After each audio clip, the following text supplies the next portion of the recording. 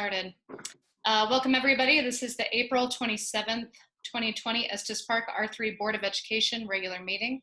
It is now 4:03 p.m. and this meeting is called to order. Heather, please conduct our board roll call. Mr. Adams? Oh, he's muted. I think he said he was here. Here. There you go. Mrs. Capo? Here. Mrs. Case? Here. Mr. Kushner? Here. Mrs. Wolf? Here. Thank you, Heather. I'd like to move on to the approval of the agenda. You all have an agenda before you. At this time, I'll take any comments or changes or amendments to the current agenda.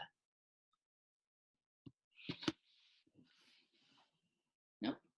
Seeing none, we'll move forward with the agenda as presented. Before we proceed to the public comment section, I'd like to remind everybody that the public participation procedure rules can be found on our district website and is a link on our board agenda. Community speakers will be muted until called upon to speak. Heather will monitor the 3-minute time allotment and will give the speaker time warnings as needed. Each speaker will be given 3 minutes to speak, and if one speaker chooses to speak for a group, they are given 10 minutes. Any letters submitted to Heather or I as public comment for this meeting will be posted on our district website.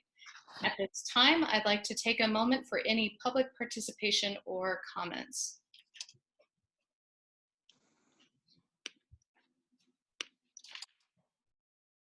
All right, moving on to our first order of business. Agenda item 2, discussion items. 2.1, our superintendent report. Sheldon. Sure. Things have kind of settled in with Cloud School, and each building will tell you what's going on there, but we continue rolling with that, and always adjustments, but still, I think going very, very well. An amazing job that everybody's doing, and we're getting better at it, and so very proud of all staff for what they're doing there and the stages that we have. Probably our next thing that we're working on now, our big push, is what does the end of school look like, or closing of school look like, and with everything involved with that. So with the change of safer at home rules, as I guess of today, I contacted Larimer County Health Department, and we have a special school meeting on Wednesday morning to discuss what the procedures would be for possible end of school, being able to bring kids in and maybe get their stuff out of their lockers and hand in iPads and uniforms and all that kind of stuff, or what that may look like, what celebrations we could have, and what would be the restrictions or timelines on those as far as graduations in June, July, what would we have to do that, and what would be the things for that. Anything, also summer school, what's the possibility, what are the options for summer school, what are the timelines on that, and so on. So all 3 schools in Larimer County are meeting with Larimer County Health Department on Wednesday, and we're trying to sort out some of those guidelines. It'd still be up to us on those, but they will be able to give us better guidelines or some timelines. Some of these will be, of course, flexible and variable depending on what's happening on June 1st and June 10th and all those sort of things, but we'll have some guidelines and timelines to start working with, so we can hopefully finish up and get out towards the end of this week or the first of next week what that will look like to our staff and our community of what we have planned, with the understanding that any plans can be changed very quickly depending on what the virus does. We have no control over that. So that's the things we have is end of year ceremonies, end of school, checkout, and summer school, what that looks like. Along with that is that I have sent out that the Boys and Girls Club can run this summer. I don't know when we would start that, depending on need and kind of when things open up. A lot of that is dependent on what happens with opening up the park or opening up business to a further, whether we need kids to have daycare or not. But they are willing to do it. They have that commitment. Our biggest problem is that we have not had anyone apply for the job, so we're trying to push out and get people to apply for those jobs.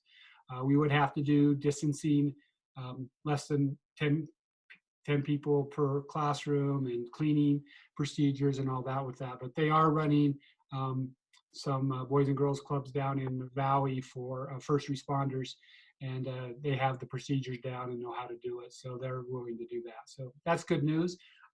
Depends. It will depend on need, and it will depend on whether we are able to staff it. But the money's in place, and the commitment from the Boys and Girls Club is in place. Any questions on any of that? The second phase is we're already, of course, thinking about what next year may look like in the fall. Anywhere from the calendar may need change to, we basically sort of have three options.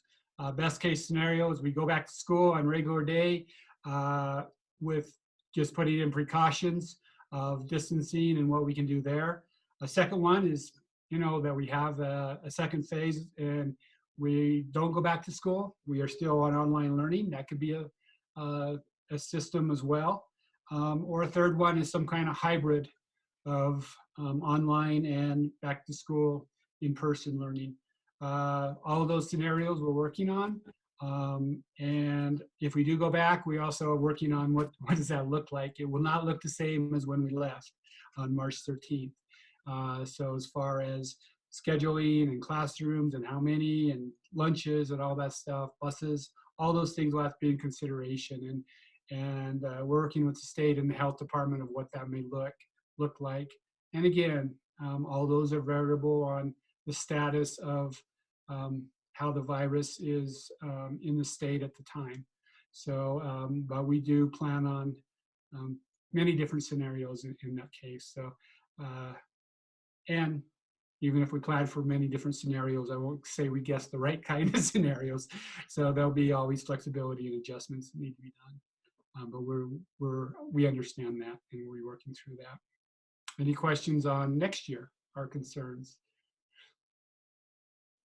I'm sure we're just going to have to wait for more information before I have more questions. Yeah, I mean, we're all on this. I mean, we're already talking about it at the state level. We're already talking about it at the health department level.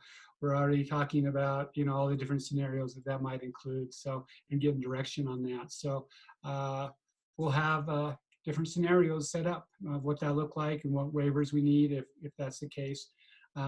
Most people are at least with the understanding that, some point next year we may have to shut down for a short period of time, hopefully in December, December or January or something. So there's all kinds of different scenarios with that.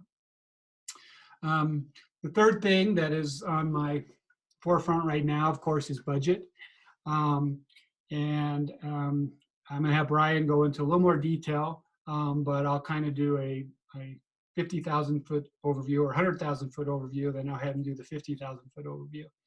The JBC today asked for information for the agencies, not including schools, but the other government agencies to come in with their budget of 15 to 20% today, less for next year. So they can start their process of doing the long bill. The economic forecast for the state of Colorado comes out May 12th. We do not expect that to be rosy in any way. We're concerned about that. The legislature comes back the May 18th in session, and their major goal will be to adopt the budget. They plan to have the budget adopted by May 31st. And then once they adopt the budget, we will know what we're getting for schools. And then in June, we will be able to set our budget. And so it's really hard. We can do some indicators and some ideas, but we really won't know what that exactly looks like until May 31st, and if that's everything goes well. So right now, the indicators are the state would say from this year, not what they proposed, but actually from last year, that we'd take a 1 to 10% cut from the current budget, not the proposed budget in January, but the current budget that we are running under for 1920. 1 to 10% is a big difference. So a 1% is about 140,000 for us, and 10% is 1.4 million, right? So that's a pretty big. There also is some very strong indicators that it might be 15% or up to 20%. So we just don't know. And we'll know more after the economic forecast and so on. All the numbers that I keep hearing over and over again is about $3 billion. Well, that's with a B from the state that will cut for next year. Of that, and that's for all programs, not schools. Schools are about 36% of the budget. So of that 3 billion, my calculator wasn't big enough to do 3 billion, but I think that's about 2.2 billion if they've done exact numbers, which they don't have to. But if they did 36% of 3 billion, what isn't that much? It's 1.2 billion or something like that. So, but not only that, but they also, when they set the budget in May 31st, that does not mean that that is the budget is set. In Colorado, they get economic forecasts, I think in August and October and January, and they can reduce it at all those phases. And they expect them to reduce it at all those different areas. So they say we got to be careful not to budget for yearly, but quarterly, because the reductions could go down. And then the second advice that we're getting is that this isn't a one-year thing, that we will not recover. We are not set up to recover with Tabor and everything else in 1 year. And so this would probably have to factor in for like 3 years. So the estimate that they're throwing out there is 3 billion this year, and then 1 to 3 billion more in the next 2 or 3 years. That will be cut from the state budget, and the state budget, 36% being of schools. Like I say, they don't have to do exactly 36%, but it does give you an indicator of how the factor will go in there. Pretty daunting news and some real planning to do. And we'll show where we're starting that ideas with Brian in a few minutes. We did get an estimate for our CARES Act. The estimate is that Estes will get between $210,000 and $220,000. Again, that's one-time money, so salaries can't really be connected to that, but that will help us this year with that. There is some things out there that there'll be a second round of funding for schools, but we don't know what that will look like. So that's kind of like, say, the 100,000-foot overview of budget. Any questions on that? No. Okay. Really, other than that, I think the buildings and Brian will be able to give more details on the things. But again, things are going along here fairly well. We are, buildings are doing well, being cleaned, still sending out the lunches.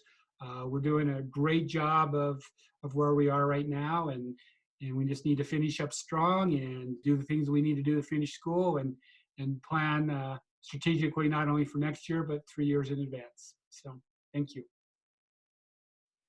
Any other questions or comments for Sheldon and his superintendent's report? No.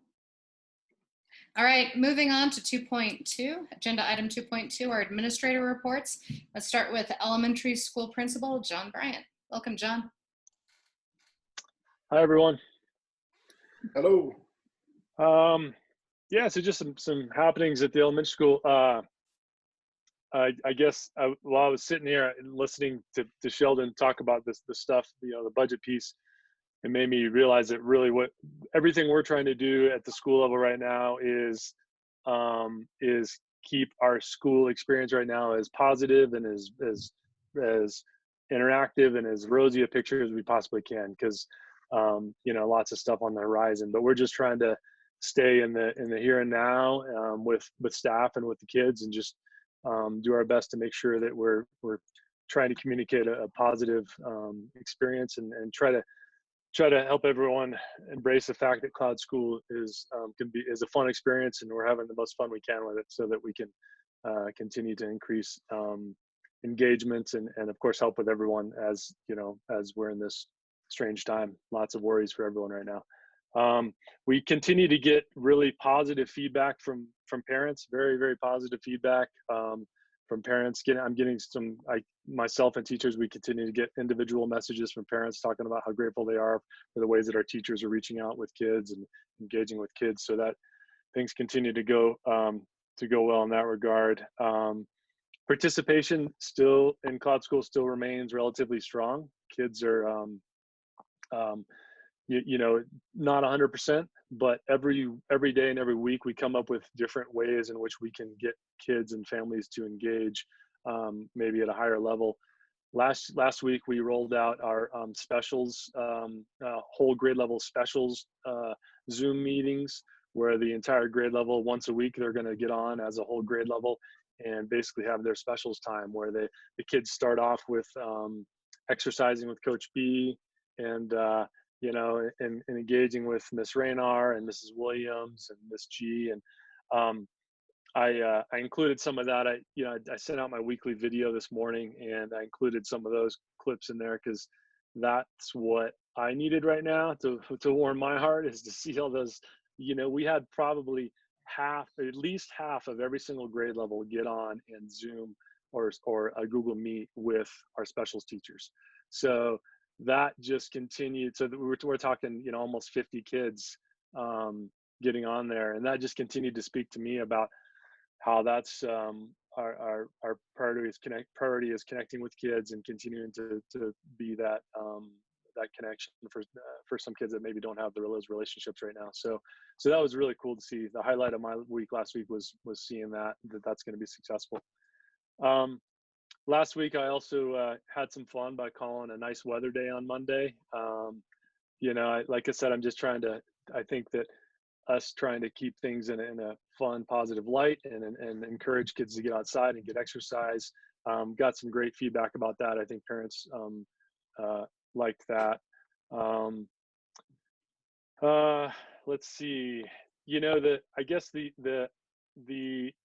other thing right now is a lot of our staff right now, and we have lots of questions, and we've done a great job of getting used to the idea that pretty much the answer to most things right now is we're not sure. So stay tuned, and everyone's to be commended for that. Our teachers, because that's not the world in which anyone wants to be in, and but I think our staff's doing a great job of realizing that more often than not, that's kind of that's the answer right now, is wait and see. We're looking for guidance or whatever it is, kind of like we're all saying here as well. We're starting to plan a little bit before I get to next year, we're planning for the end of this year right now as best we can, starting to look at how, like Sheldon touched on this a little bit already, how might we get kids and families to get their personal items from school? What will that look like? We're talking about that as an admin team, about some ways in which we might be able to do that in a way that's, of course, safe. And we've been kicking around ideas as an admin team. So stay tuned for more information on that. We're really moved in the last week and a half. We've moved a lot more squarely into the world of preparing for next year with regard to hiring and just plans for next year as best we know right now about how next year will look. So last year we started doing interviews. This year, last week we started doing a lot of interviews. This week, I did some interviews this morning. I had more interviews on Thursday and all day Friday for positions in our building. We're moving forward with the idea that we're filling our positions that we need to fill right now. Of course, knowing in the back that some adjustments might have to be made, but we're definitely moving into that phase of preparing for next year. Let's see. Yeah, I guess that's really all I had for you guys. Hopefully you've had a chance to kind of see my videos and stuff, and that's kind of like a bit of a report on what's going on and kind of what we're trying to maintain at the school, with regard to that positive outlook on things. What kinds of questions or comments do you have for me? I want to say that I love your videos. They're fun, they're funny, and Rudy, the therapy dog, it's so sweet. And I know that my third grader loves it, and the updates on the bees and the fish, and it's very, very positive. And the kids feel or at least my kid feels very connected as still a student in the schools. And thank you. You all have put so much effort into that. Thanks. And you're really funny, John. Really, you are. Yeah, right. You have a great sense of humor. I'm disappointed you got a haircut. I know. I am running out of costumes though, so I need some help there. Maybe. Yeah. Any other questions or comments for John? No? All right, thank you, John. All right. Moving on to middle school principal Janet Fanning. Welcome, Janet. Hi, Laura. All right. Few updates from middle school. I just want to start by talking about our levels of engagement. We've stayed really, really solid on 6th and 7th grade engagement. 8th grade, we've lost a few kids from the first few weeks. Just some have fallen off the radar. And I've got a group of 5 of us that every Monday we make a list of kids that made no contact the prior week. And we are calling parents, emailing, calling, trying to make contacts and just see what we can do to support. That list today got a little bit longer, particularly with 8th grade, but some of the parents just think their kids are doing work and weren't aware their student wasn't doing any work. I find that very interesting. So we're trying to just stay in touch with parents that way. We are tracking engagement. We're only using it internally. We're not sharing it with parents. We're not putting it on Infinite Campus or anywhere, but our staff really wanted a method for how do we know if they're engaged or not. So each student at the end of the week, each teacher gives a 0, 1, 2, 3, or 4 just to rate that level of engagement. And we're actually contacting any kids that end up with a 0 or a 1, meaning nobody heard from them or else only one teacher heard from them. And I think the calls and emails, we're having some success that way. Things that kids can do that count as engagement is attend a live class, and that counts. They might not even do any of the work, but they show up in a live class and they're talking and participating in that. Submitting work on Schoology. It's interesting. We have some kids that aren't attending any of the classes, not doing any of the live meetings, but they're doing all the work in Schoology, which is how we were doing our work, so comes pretty naturally to kids. We will count engagement even if a student is emailing a teacher. Even if they're emailing and saying, I'm really struggling and I need help, we count that as an engagement. We heard from them, they're reaching out, and we're just trying to connect with them. We are up to 24 kids that are getting paper copies, so that's my Monday project. Today we had 21 of the 24 even returned packets with some work done. So most of those families do have Wi-Fi. I want to be really clear. It's not a connectivity issue. For 2 of them it is, and we're working on a plan, but the rest, it's either the parent or the student prefers to do work on paper. In fact, we've got some kids that are connecting online, but they still want a paper copy. So that's kind of become the day Monday, is getting packets ready, and then I scan all the work that comes in and then email it out to teachers, so teachers aren't having to come into the building to get that. So lots of learning happening at the middle school, just a whole variety. Each grade level's kind of taken on their own path of this, but we've got everything from live sessions to some teachers are just preferring pre-recorded. So the lesson comes pre-recorded. A student can watch it at any time they want, but then they can attend help sessions. We've got a variety of help sessions. We have some teachers that just do, hey, my office doors open at this time if you need any help. We have teachers doing small group support. And then certainly our IEP students are getting very small group, if not individual support. We've got, I don't know if you know what Kahoot is, but we've always done Kahoots here, but Kahoots have taken off huge now that we're online. It's been really fun. I jumped in a few of them last week. So that's been good. Again, another thing kids already knew, but it seems to have taken on really a new meaning for kids now because they're getting to see all of their friends. The ones that I've done, they're chatting over on the sidebar even of the Kahoot. So they're connecting with their friends and checking in with each other. I think staff is finding that right amount of work. Certainly those first couple weeks, it was like, is that too much? Is this too little? We've really encouraged them that less is okay right now, but I think we found a sweet spot right now with kind of the number of classes to offer, how many live sessions to put out there, and we're seeing really good response. I wanted to touch on our elective classes. We are allowing any kid, even if you're not in art or PE right now, you can get those courses, you can get that work and engage in those activities. PE, I hope you saw the video that Coach Davis did. It went out on Facebook. I thought that was awesome and really showed our kids being active. 2 of his kids are now offering their own PE class to the whole 7th grade, and 4 times a week they've got times and you have to sign up, and they're going to take the first 25 kids and they're leading their own PE class. So I don't know if they're getting extra credit or what, but they're doing awesome. Miss Brennan has reported she's had live sessions with band where she's had 100% participation. So I just wanted to highlight she's had really, really good turnout. Choir along those same lines, Dr. Denny's been hearing from almost all of his kids. So, it's interesting. Some kids have forgotten all about their electives and are just doing their core. And we have some kids that have forgotten about their core, but they're super engaged in their elective classes. So we're just glad we're seeing them.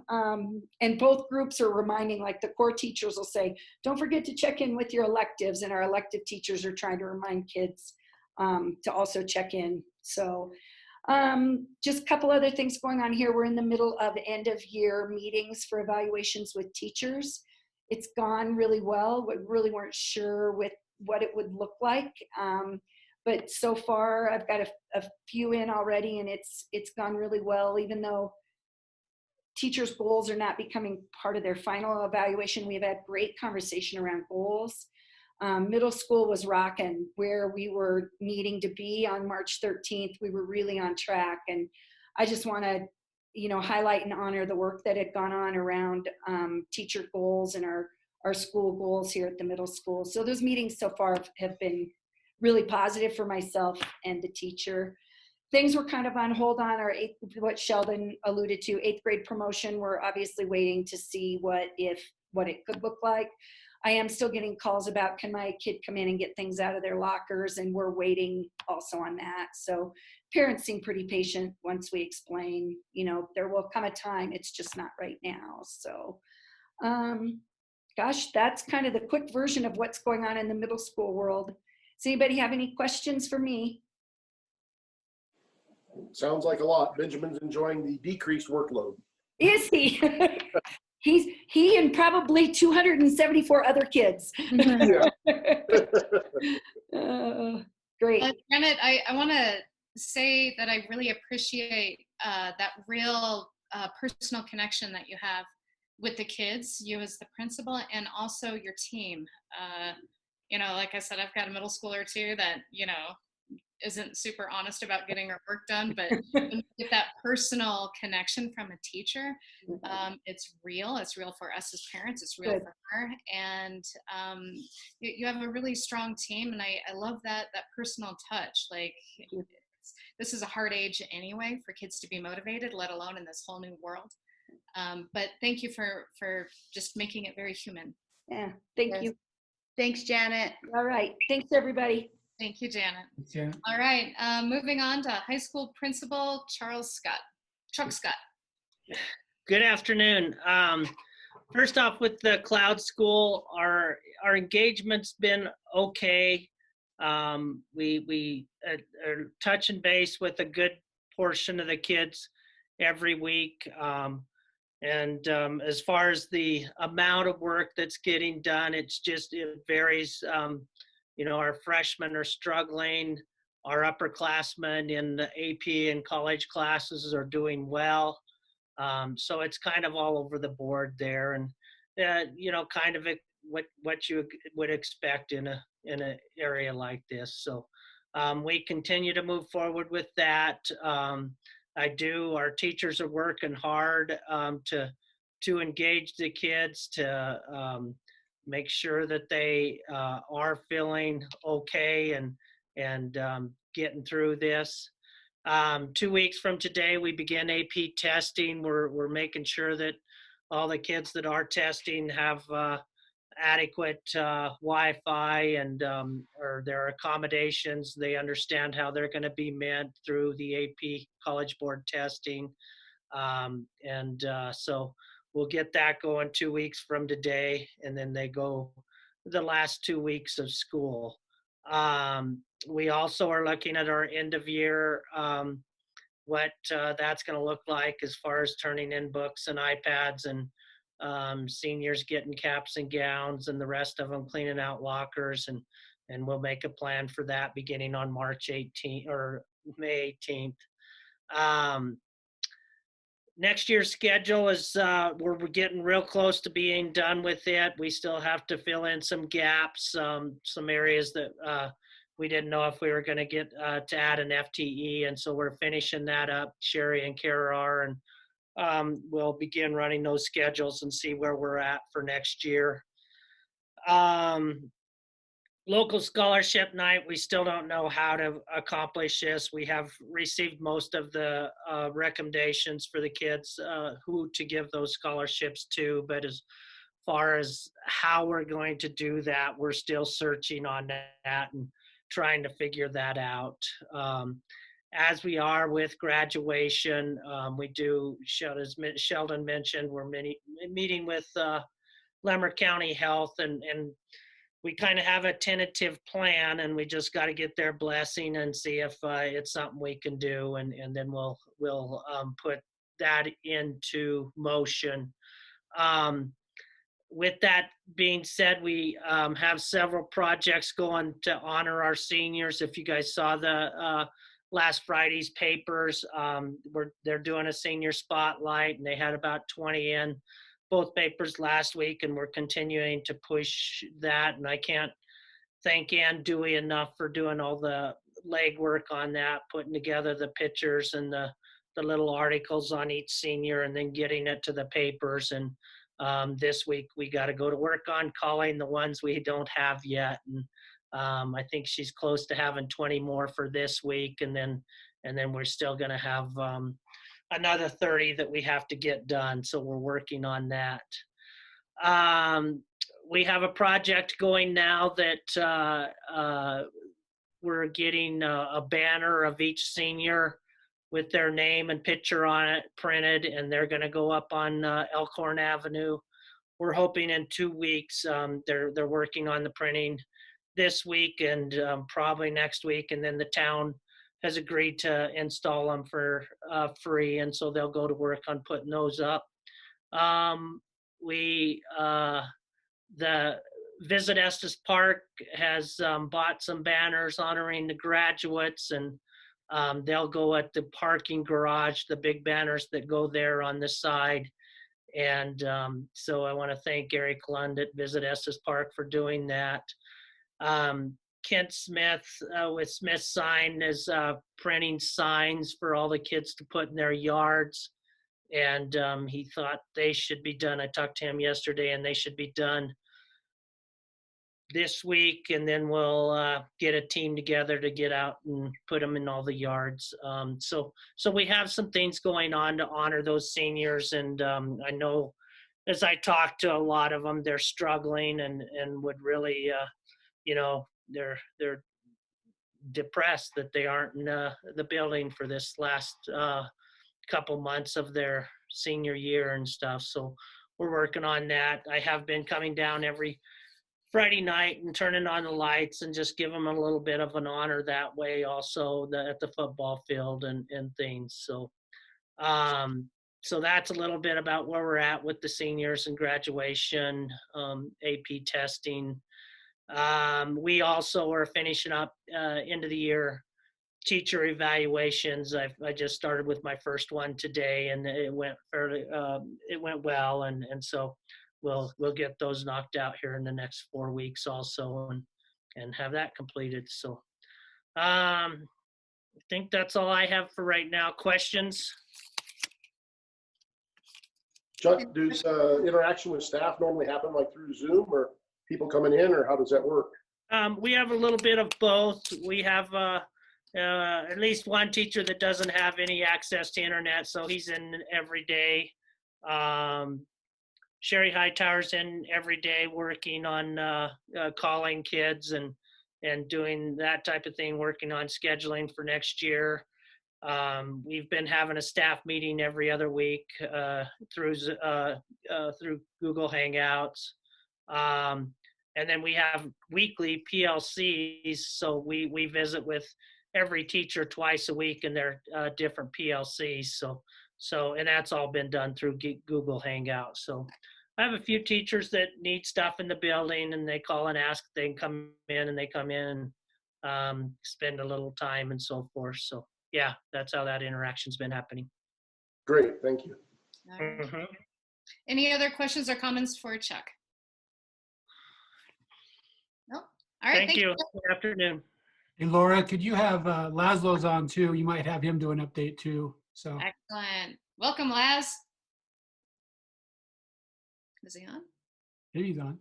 Says he's on. Everything's delayed. All right, Laz, can you hear us? He's muted. Oh, there he okay. goes. Now There you you're go. unmuted. Sorry, I was in the muted location. So, yeah. So as you can imagine, I won't repeat a lot of what's been said because I'm supporting all three buildings and options as well.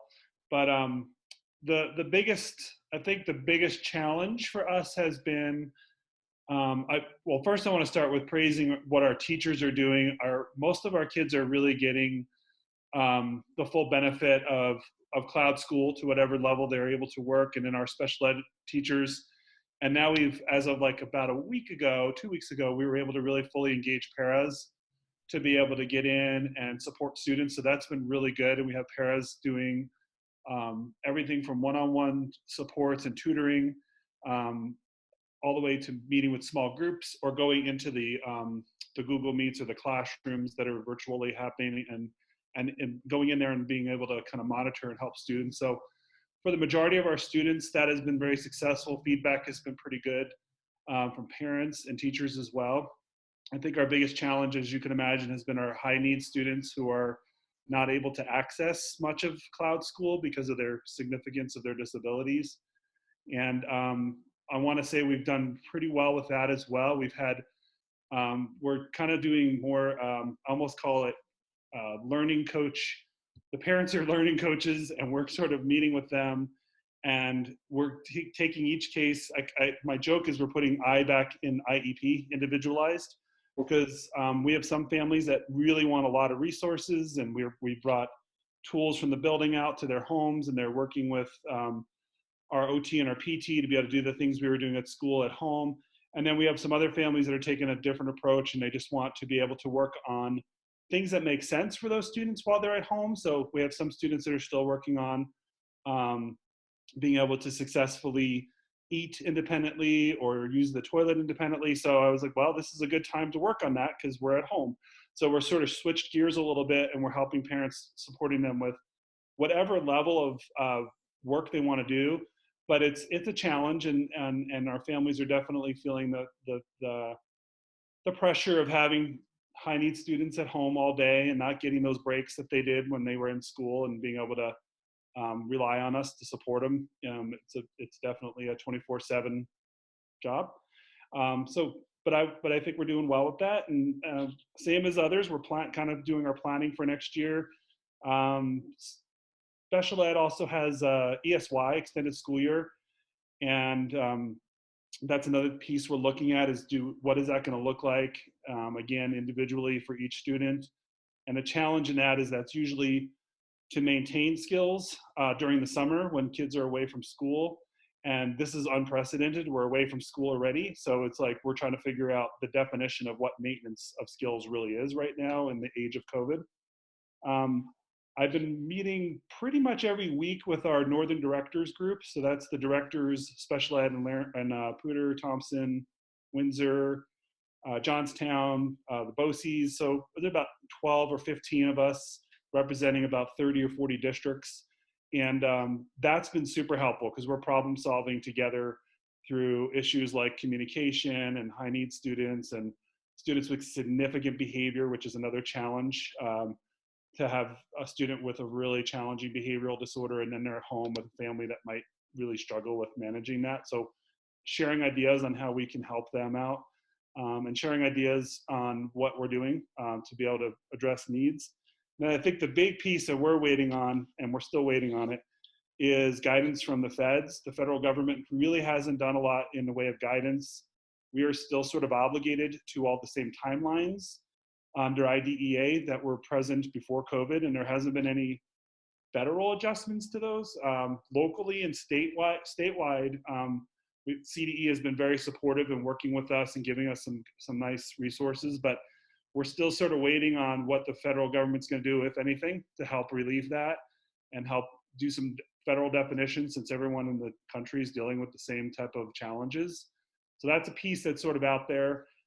What I will say is we've gotten really good at doing IEPs via Google. And actually we have learned some things that we're going to take into when we go back to in-person learning. We realize that we can do some things more efficiently than we thought we could before. So we're actually using this as a learning experience. IEPs is a great example. There's no reason we couldn't hold IEPs via Google Meets or Zoom and help support our families that don't have to get off work, and it could be feels like a very good process, and everyone feels like they're involved, and that's been successful. So we're looking at some things that we're learning as well. Overall, I would say we've got some challenges, but we're working through them. Any questions or? Yeah, you touched on this a little bit with what you just said. Do you feel comfortable with the social services that our high needs kids are getting from the town and from the county? I know that there's some kids in some pretty difficult situations, and do you feel comfortable with the social services that they're getting provided? It's been as good as it can be. I would say there are the students that we've been most concerned about, we just couldn't get them to engage for a while. And then we started taking other routes to communicate with the family and to use mental health types of supports. And I feel like we're doing a lot better now than we were 4 weeks ago.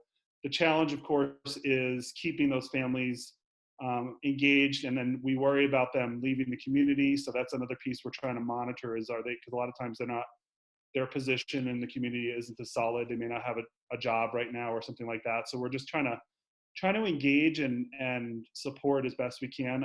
I would say overall though, everyone that partnership wise, everyone in the community that we've worked with has been very supportive.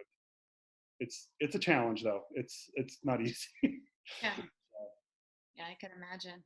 I'm sorry, go ahead. No, I just say I feel for those families because I think I think we're all adjusting to this, me as a parent as well with kids at home, and I think we're all adjusting to this, and there's goods and ups and downs, and I feel for some of our families with students with disabilities because it's challenging, and they never get those up breaks, but we're looking for those, and we had one of our more challenging students this week where the parents sent us about 20 pictures of things they're doing, and they said, we're finally getting in our stride. And it was like, oh, yay. So it was a big celebration to feel that stress level kind of go down a little bit for that family. So yeah, sorry, I didn't mean to interrupt. Oh, no, that's great, because I know that you have a lot of partnerships with other entities, mental health. We do, and we've kind of had the availability of our Larimer mental health supports, and we're continually pushing those out on the SEL parts. You probably have seen a lot of the work Hannah's doing. We've been doing a lot of work with engaging with parents need support for themselves or their families. Here's a resource. We have those funds available. We started using those for families before COVID who needed financial supports to be able to access mental health. And that's still available. So we're kind of keep spreading the word on that through our counselors if that's needed. And we're also preparing. I meet with the counselors and Hannah and Teresa and all the folks that do the mental health side of things on a weekly basis. And one of the things we are preparing for is how we do crisis management if we do happen to have losses in our school community due to COVID or other things that might happen while we're closed. Because our traditional ways of dealing with a crisis, where we have a vigil or we bring some extra people into the school and they meet with groups of kids, and we do all those kind of things to support, are going to be hard to do right now if something were to occur. And so I've been working with directors in other districts on how we're going to share resources. And I wrote an MOU basically and kind of shared it with them to say, this is something we can use if your people need to jump on our Google Meets and meet with our students, or my people need to jump on your Zoom and meet with your students if it's the losses in your school community. So we're kind of working on ways to support each other, both inside the district and outside, if we were to deal with some kind of crisis during this. No, thank you so much. I am very, very worried about our students and their families' mental, emotional health through all this. But thank you for the update. Any other questions or comments for Laz? No? Thank you, Laz. All right, moving on to agenda item 2.3, board reports. Probably no board reports, but anybody? Nope. All right, moving on to agenda item 2.4, our financial report with Brian Lund. Welcome, Brian. All right, good evening. So I'll start with this year, kind of where we're at through March and some stuff that's been going on. So I did send out, or got to Heather, the financial report at the end of March. We have collected about 57% of our revenue so far in this year, and we're about 68% in total expenditures within the general fund. And then historically, that's about where we are. And then within that package, if you guys went through it and looked, it's the same standard package with all the deposits, checks, and all that type of information. So I mean, that's kind of where we are now. Do you guys have any questions about anything in the packet? And then I'll kind of go into some other stuff for this year, or for the current year. Okay, so like I said, at the last couple meetings, the county is posting updates to actual collections. I only have information through last Thursday. They did not post Friday's collection today like they were supposed to. We've collected about 1.75 million so far this month through last Thursday. Last year for this month, we collected 2.6 million. So, I mean, we still have about 900,000 to get to where we were last year. I'm not sure what that looks like for the remainder of this week, just because I haven't seen those numbers. But most payments usually come in front half and then towards the back half, depending on the mortgage company and things like that. So I check that on a daily basis. So at the end of the month, we will know for sure how much we'll be getting next month. So that's kind of where we are on the property tax side of things. This, to my knowledge, this does not figure in SO or specific ownership tax. This is only property tax collections. And so, I mean, there's some revenue there too that we're kind of up in the air, but people still have to pay for their licenses, for their license plates and things like that. So that money will still be coming in as well. So it's kind of where we are on the cash flow side of things. We are still borrowing money through the no interest loan program. And then once we start getting collections in May, we will have to repay that loan, the outstanding principal balance. So depending on how much money we get in and things like that, will determine if we have to borrow in May or in June in order to cover payroll, things like that. But like I said, we're watching this on a pretty daily basis and making sure we're up to date on all that type of stuff. So we're good on getting the bills out and covering payroll and things like that this time. So that's kind of where we are for the current fiscal year. Any questions over any of that? And then I'll get into budget here shortly. Okay. So like Sheldon said, we're still waiting for stuff from JBC. We're hoping to get numbers or projections, but I have not seen anything come out. With the numbers that I do have in our budget right now on the revenue side of things, we have $563,000 less in revenue for next year's budget as compared to what we were thinking we would get with the January request that was out there. And that's due to us going back to what our current collections are for the current year. And then we're also, in the January number, we were looking at getting some state equalization next year. This year we are not getting any, so there's $142,000 that we're not looking at getting for next year that we were looking at in January. We're also losing some one-time money through some programs like the rural school stuff. There's $115,000 there. Specific ownership, people aren't buying cars, things like that. So, I mean, we did ratchet some of those things back. So compared to the current year with the numbers that I have in there, we're looking at about $300,000 less in revenue as compared to the final revenue number for fiscal year 20. So that's what we're kind of basing our budget off right now. Like Sheldon said, when JBC and Ledge Council start hashing out things on the long bill, that number could increase.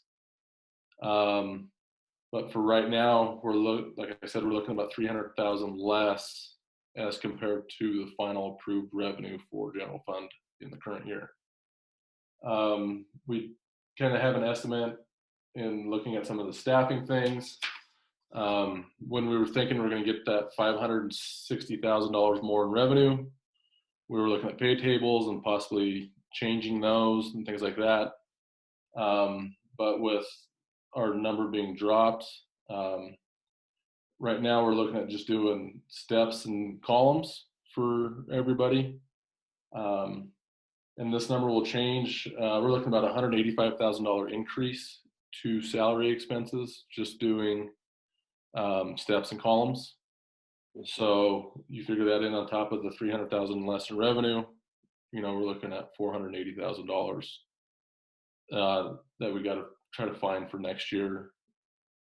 So we're going through that process right now. We do have a meeting set up with all the administrators tomorrow to go through budget and look at that type of stuff. Like I said, once we start getting more information towards the middle of next month, this might change.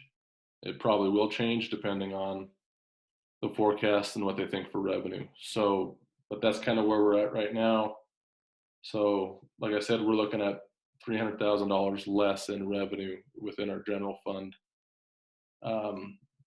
right now in our preliminary as compared to the current year.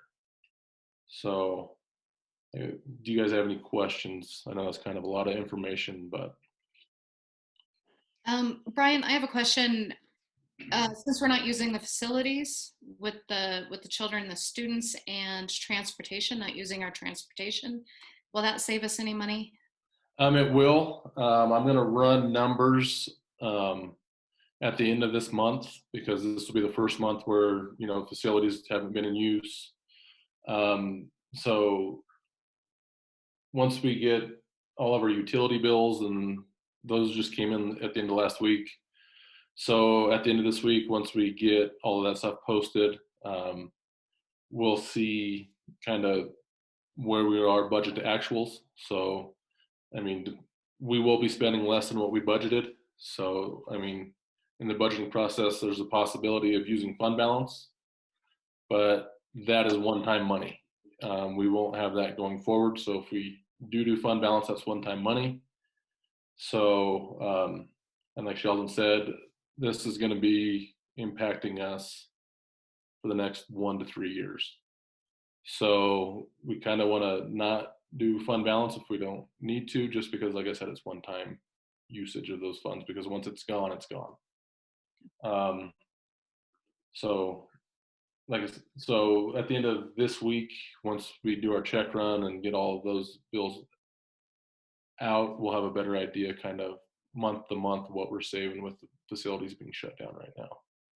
On the transportation side of things, the fuel is kind of weird because we have several entities that use our gas pumps.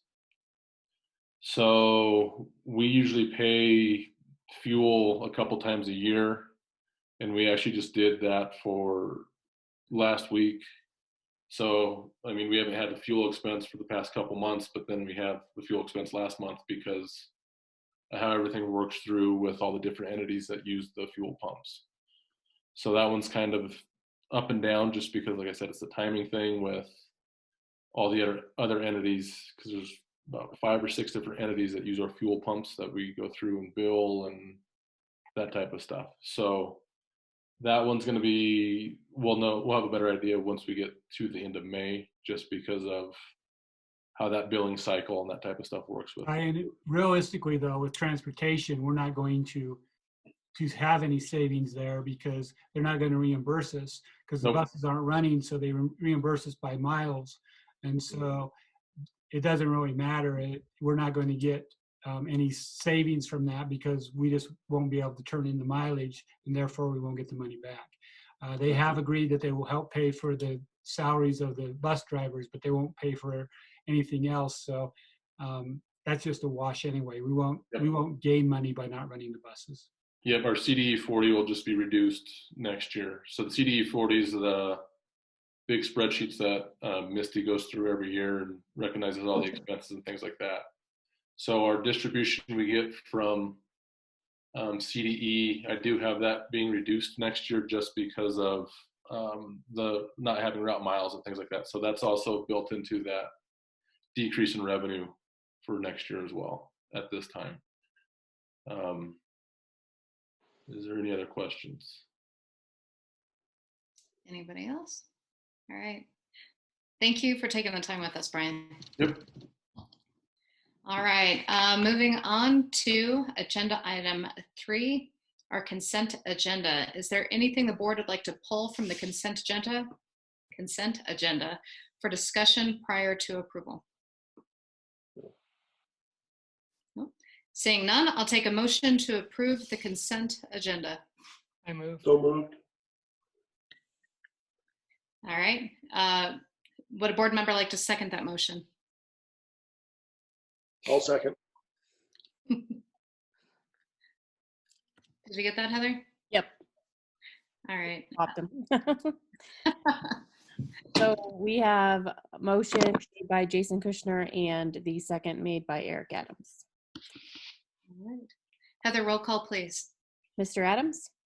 Aye. Mrs. Capo? Aye. Mrs. Case? Aye. Mr. Kushner?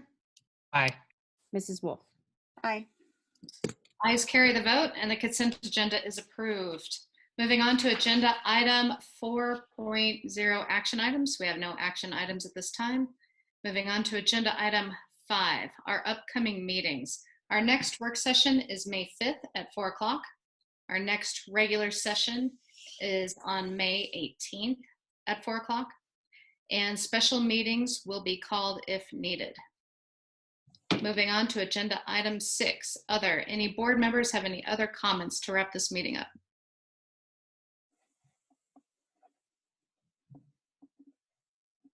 No?